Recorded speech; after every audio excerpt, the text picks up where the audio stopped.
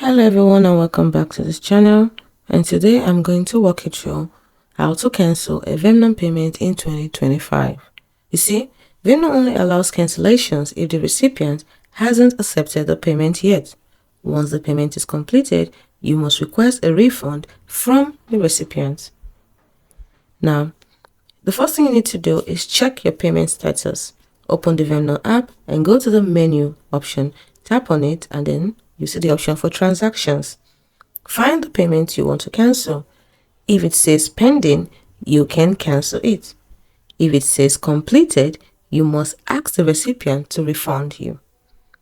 You see, if you want to cancel a pending payment, just tap on the pending payment, select cancel payment and confirm by tapping cancel again. It's done. The money will return to your Venmo balance or linked bank account. Hope you found this video helpful.